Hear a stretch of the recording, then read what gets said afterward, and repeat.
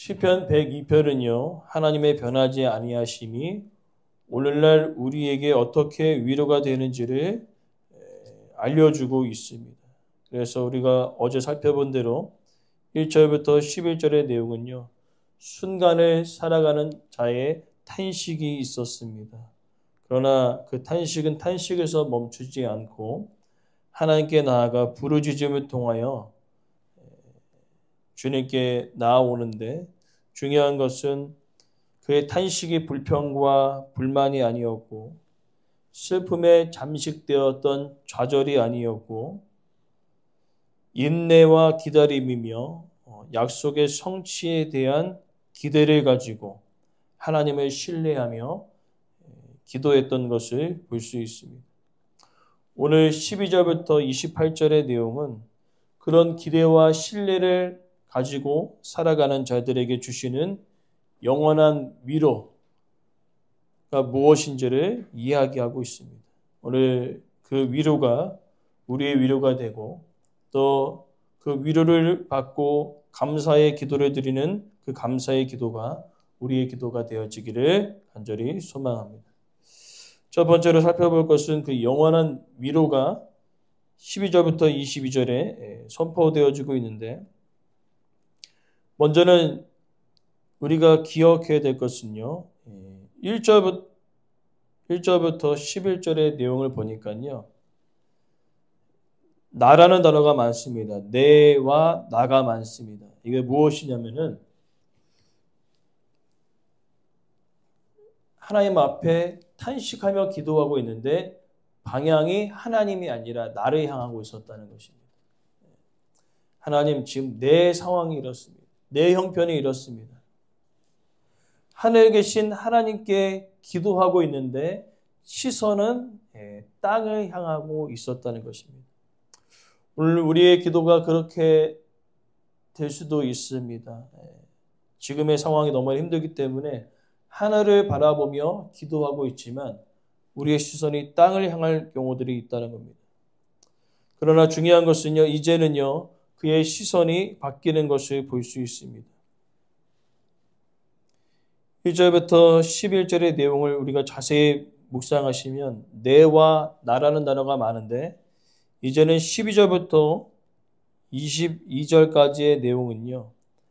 주어가 바뀐다는 거죠. 여호와, 주께서, 주의 여호와께서. 그것을 여러분들이 보시면은 눈에 확 들어옵니다. 주어가 바뀌었습니다. 내가 아니라 여호와라는 것이죠. 무엇입니까? 이제 그의 탄식의 기도가 자신을 향하여 있었는데 이게 시선이 잘못됐구나. 이제 하나님께로 향해야 되겠구나. 그러면서 이제 하나님을 향하여 기도하고 있는 것을 볼 수 있습니다. 그러면서 오늘 12절 말씀이 주는 영원히 계시고 주에 대한 기억은 대대에 이르리로다. 무엇입니까? 하나님께서 약속하신 그 약속의 말씀을 붙들고 이제 눈을 들어 하나님께 기도하고 있는 것을 볼 수 있습니다. 이것은 마치 다윗의 표현을 빌리자면은 아주 엎드려진 상태가 아니라 넘어진 상태에 있는 것입니다. 그래서 넘어져서 지금 땅을 바라보고 있는데 더 쉽게 설명하면 이제 어렸을 때 제가 동네에서 놀다가 돌뿌리에 걸려서 넘어졌습니다. 지금도 이 상처가 있는데 돌뿌리에 걸려서 넘어졌는데 돌뿌리에 박혀갖고 앞니가 다 나갔습니다. 그때 땅만 바라보고 계속 피를 쏟으면서 울었던 것이 기억납니다. 그때 이제 할머니가 막 달려와가지고 위를 보라는 거예요. 위를 보러면서 피를 멈춰야 된다고. 오늘 지금 시편의 기자의 모습은 뭐냐면 넘어졌습니다. 넘어져서 돌뿌리에 걸려서 자빠졌는데 넘어진 상태로 있는 겁니다. 넘어진 상태로. 오늘 우리가 넘어졌지만 중요한 것은 고개를 들어야 되는 것입니다. 오늘 시편의 기자는 넘어졌는데 넘어진 상태에서 땅을 바라보는 것이 아니라 이제는 위로 하늘을 바라보고 하나님께 간구할 것을 이야기하고 있는 것입니다. 그러니까 아이들도 마찬가지죠. 계속 넘어진 상태로 있는 것이 아니라 이제는 일어날 때 일어나야 합니다.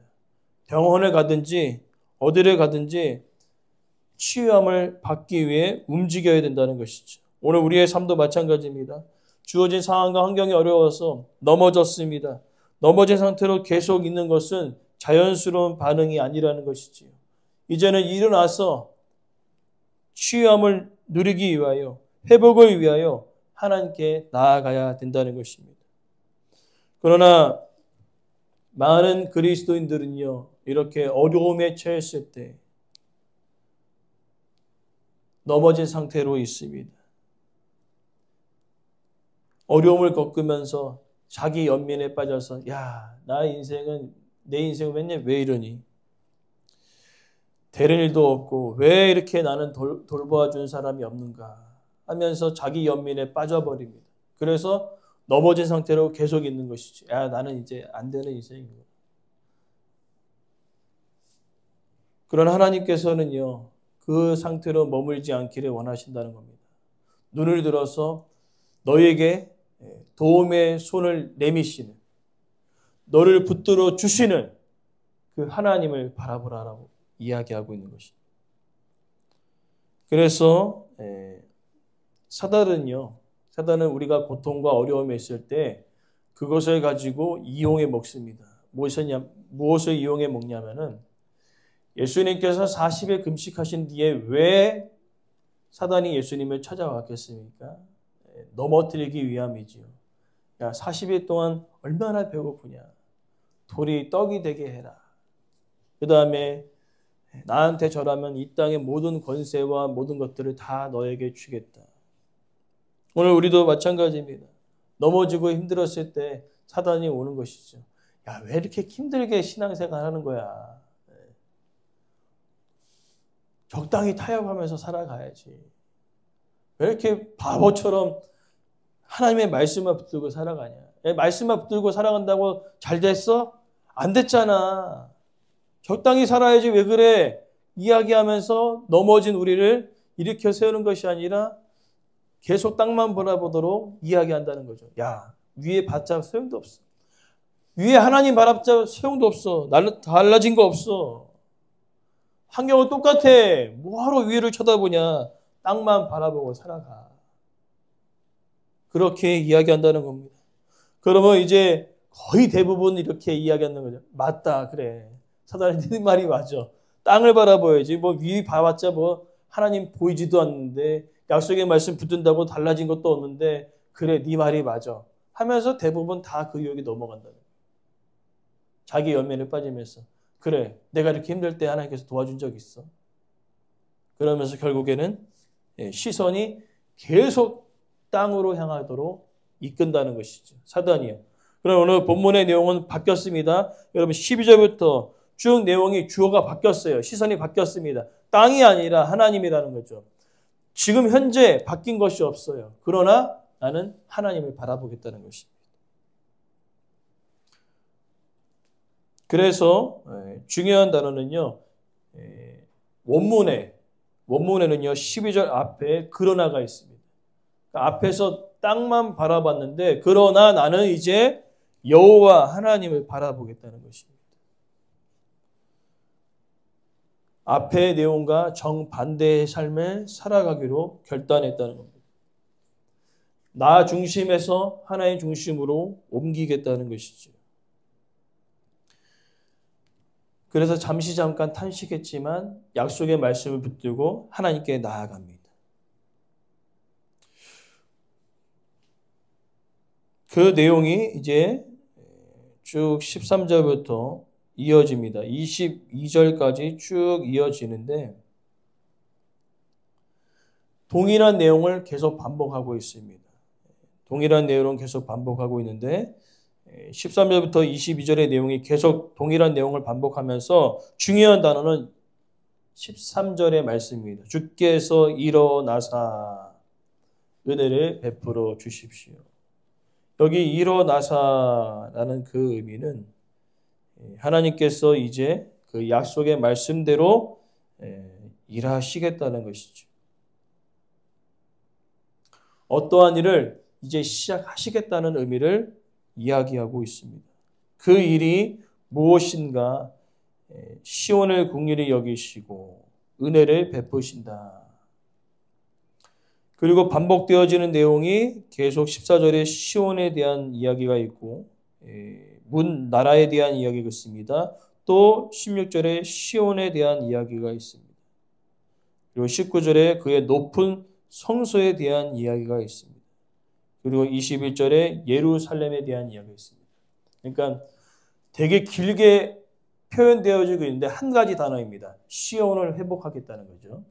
예루살렘을 회복하겠다는 것입니다. 무엇입니까? 지금 현재 이스라엘 백성들의 시대적 상황이 여기에 나타난 것입니다. 무엇입니까?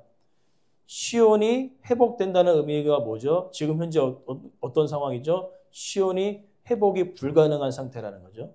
예루살렘이 회파되었다는 것입니다. 그럼 어떤 상황을 시대적인 배경을 이야기하고 있습니까? 바로 바벨론에 의해서 처참히 다 무너졌던 그 상황들.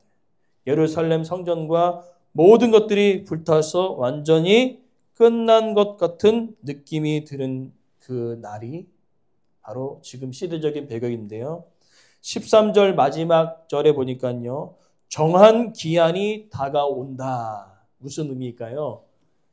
예레미야 예언과 같이 70년 뒤에 돌아오리라 말씀하셨던 것처럼 70년의 때가 거의 다 왔다는 것입니다. 그러나 이 70년 기간에 대부분의 많은 사람들은 어디를 바라보고 있었던 거죠? 땅을 바라보고 있었던 거죠.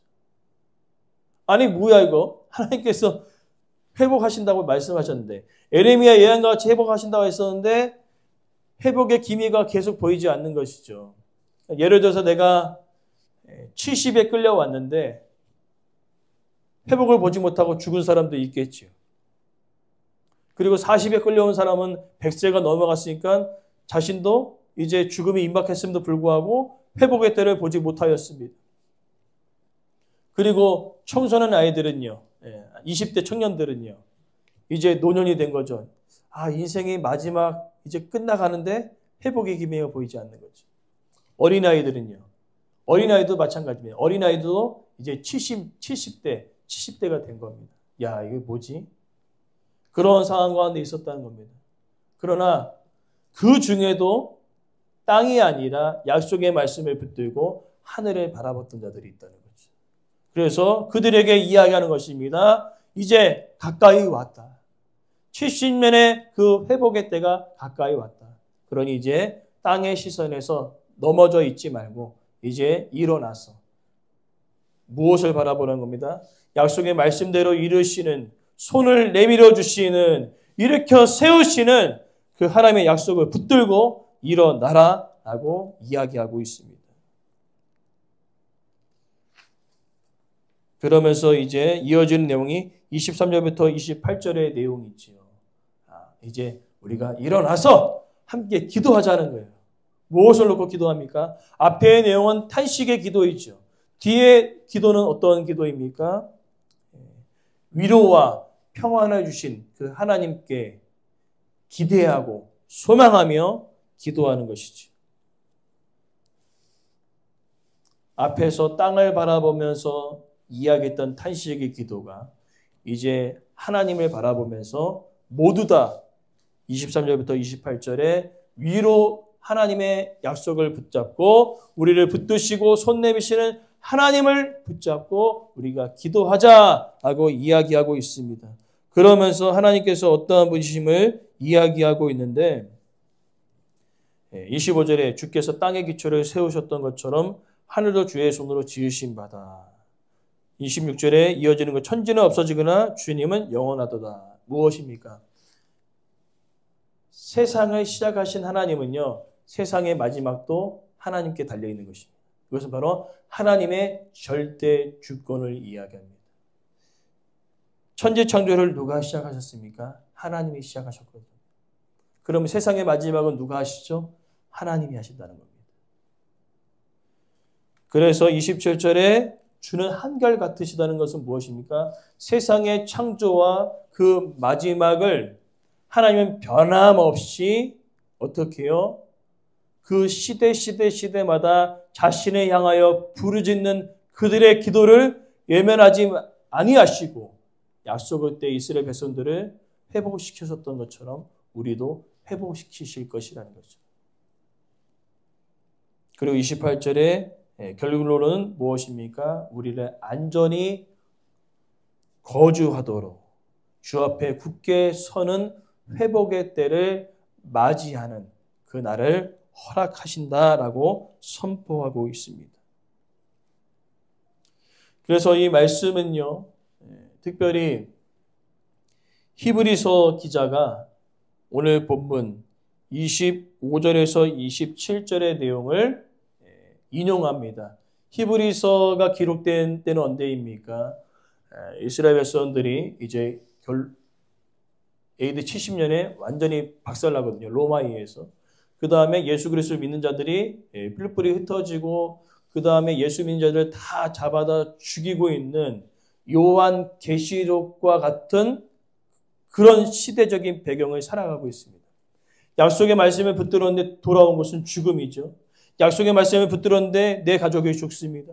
약속의 말씀을 붙들었는데 많은 자들이 고난을 당하고 있습니다. 그때 이 시편을 인용합니다. 여러분 걱정하지 마십시오. 이 죽음 앞에 두려워하지 마십시오. 우린 죽음 이후에 영원한 삶을 살아가는 자입니다. 세상을 창조하셨던 그 하나님은 세상을 마무리할 때가 있을 것입니다. 그러나 중요한 것은 주님은 천지 창조와 마지막 예수님이 다시 오실 그 재림의 그 순간까지 하나님의 한결같이 우리를 돌보시고 인도하여 주셨습니다. 그러니 굳건히 우리가 섭시다. 약속의 말씀을 붙듭시다. 항상 주님의 일하심을 바라봅시다. 라고 이야기하며 시편의 말씀을 인용했던 것처럼 오늘날 우리도 마찬가지입니다.